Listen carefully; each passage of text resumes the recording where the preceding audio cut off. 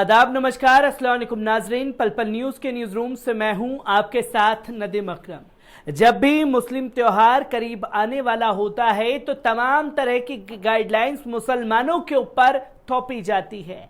बीते 2 सालों से यही तस्वीर देश में देखने को मिल रही है कि ज्यादातर मुसलमानों के खिलाफ ये मैसेज दिया जा सके कि देखिए, हमने मुसलमानों को उनकी त्योहारों पर ही घर में समेट करके रख दिया। ऐसा ही बकरीद के मौके पर करने की कोशिश की गई, जहां केंद्र सरकार द्वारा एडवाइजरी दी गई कि बकरों की कुर्बानी जो है वो घरों में ना करें, स्लॉटर हाउस में करें। पर केंद्र सरकार ने एडवाइजरी तो मुसलमानों के ऊपर थोप दी। उसके बाद सवाल यह खड़ा हुआ कि आखिरकार इतनी तादाद में जब स्लॉटर हाउस में कुर्बानी का जानवर जाएगा तो उसकी कुर्बानी का नंबर कब आएगा, और तब तक तो शायद ईद भी खत्म हो जाएगी। पर लगातार मुस्लिम धर्मगुरुओं की भी एडवाइजरी बकरी ईद को लेकर के जारी हो रही है। उत्तर प्रदेश सरकार भी बकरी ईद को लेकर के अपनी एडवाइजरी जारी कर रही है। किस तरीके से इस एडवाइजरी का असर मुसलमानों के ऊपर होगा, एक बार इस पूरी एडवाइजरी पर नजर डाल लेते हैं। इस्लाम धर्म के प्रमुख त्योहारों में से एक ईद उल अजहा यानी बकरी ईद का इस साल 10 जुलाई 2022 को रविवार के दिन पूरे देश में मनाया जाएगा। बकरीद के पहले लखनऊ स्थित इस्लामिक सेंटर ऑफ इंडिया ने गाइडलाइन जारी की है। इन 11 पॉइंट्स को मुसलमानों से पालन करने की अपील की है। मौलाना खालिद रशीद फरंगी महली ने कहा है कि हर आर्थिक रूप से सक्षम मुसलमान पर कुर्बानी करना जरूरी है।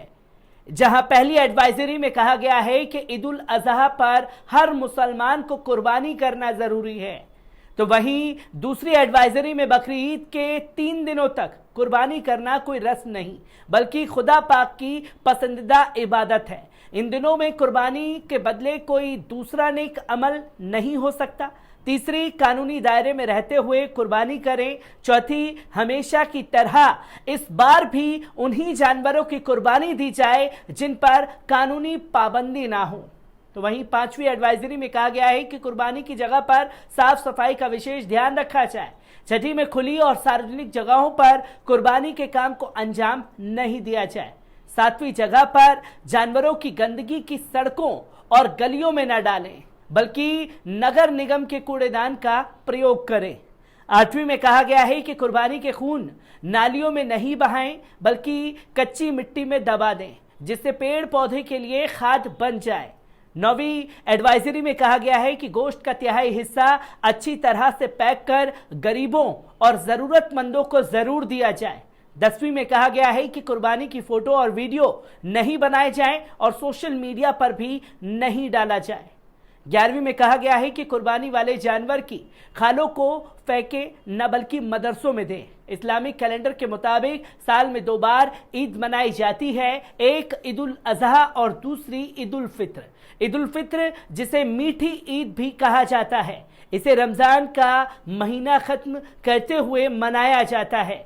इसके करीब 70 दिनों बाद बकरी ईद मनाई जाती है। अगले महीने बकरी ईद पर देश भर के निकाय क्षेत्रों के अधिकृत बूचड़खानों के अलावा कहीं भी कुर्बानी नहीं हो सकेगी।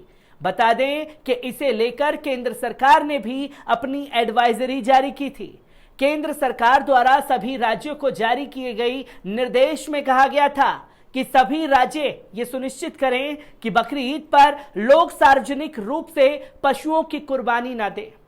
बता दें कि अगले महीने बकरी ईद की कुर्बानी से ठीक 1 महीने पहले केंद्र सरकार की तरफ से नई गाइडलाइंस जारी की गई थी, जिसमें बकरों की कुर्बानी बूचड़खानों में ही की जा सकेगी, जिसके लिए नए निर्देश जारी किए गए।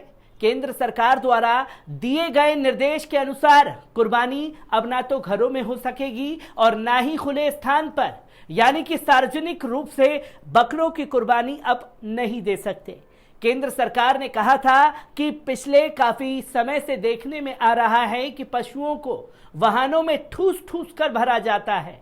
ये उनके साथ एक तरह की क्रूरता है। ऐसे मामलों में संबंधित लोगों के खिलाफ सख्त कार्रवाई की जाए।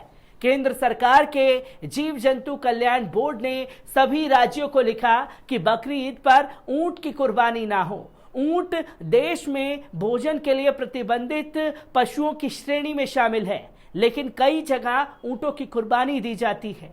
इसके अलावा जिन राज्यों में गोवध अपराध है वहां गाय व बछड़े की कुर्बानी नहीं दी जाए। साथ ही निर्देश में राज्यों से कहा गया कि किसी भी गर्भवती पशुओं की कुर्बानी ना हो। जिन पशुओं का गर्भ 3 महीने से कम का है उनकी कुर्बानी भी वेटरनरी डॉक्टर की ओर से जारी फिटनेस सर्टिफिकेट के बिना नहीं दी जा सकेगी। इससे पहले केंद्र सरकार की एडवाइजरी सामने आई तो वहीं उत्तर प्रदेश के मुख्यमंत्री सीएम योगी आदित्यनाथ ने भी बुधवार को राज्य की कानून व्यवस्था की समीक्षा करते हुए कहा कि बकरीद, श्रावण मास, कावड़ यात्रा सहित आगामी पर्वों और त्योहारों को देखते हुए सतर्क और सावधान रहना होगा। उन्होंने अधिकारियों से कहा कि वे शरारतपूर्ण बयान जारी करने वालों के साथ कतई बर्दाश्त नहीं करने की नीति के साथ साथ पेश आए और माहौल खराब करने की कोशिश करने वाले अराजक तत्वों के साथ पूरी कठोरता की जाए। सीएम योगी ने आगामी त्योहार बकरीद पर कुर्बानी के लिए एक जगह चिन्हित करने के निर्देश दिए हैं। उन्होंने कहा कि तय स्थान के अलावा कहीं और खासकर विवादित जगहों पर कुर्बानी नहीं होनी चाहिए और प्रत्येक दशा में ये सुनिश्चित करें कि कहीं भी प्रतिबंधित पशु की कुर्बानी ना हो।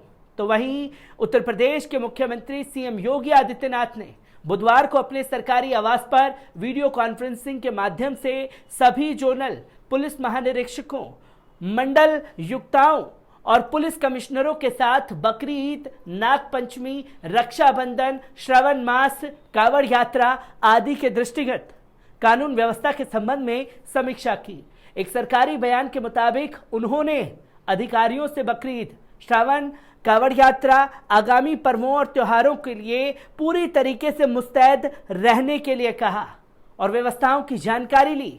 सीएम योगी ने पिछले दिनों रमजान महीने में अलविदा की नमाज और ईद के अवसर पर धार्मिक कार्यों से यातायात प्रभावित नहीं हुआ।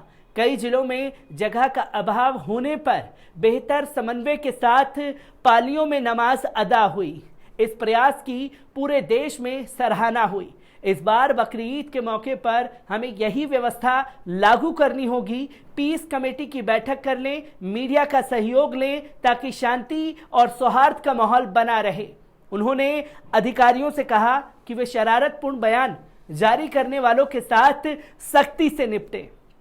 जो माहौल खराब करने की कोशिश करें उनके खिलाफ भी सख्ती से निपटें।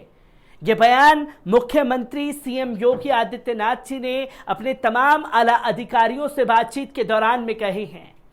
पर सवाल यही खड़ा होता है कि जो निर्देश, जो गाइडलाइंस तैयार की जा रही है उसका किस तरीके से असर पड़ेगा, क्योंकि यहां बकरीद का त्योहार करीब है तो एडवाइजरी मुसलमानों के ऊपर केंद्र सरकार द्वारा थोपने की कोशिश की गई और जब केंद्र सरकार को लगा कि इस एडवाइजरी का कोई असर नहीं होगा तो तमाम तरीके से मुस्लिम धर्मगुरुओं की भी गाइडलाइंस जारी कर दी गई। और बकरीद के मौके को लेकर के किस तरीके से सख्ती बरती जाएगी ये भी देखने वाली तस्वीरें होंगी। हर एक तस्वीर को बकरीद के आप लोगों के साथ साझा करता रहूंगा। दीजिए इजाजत, शुक्रिया।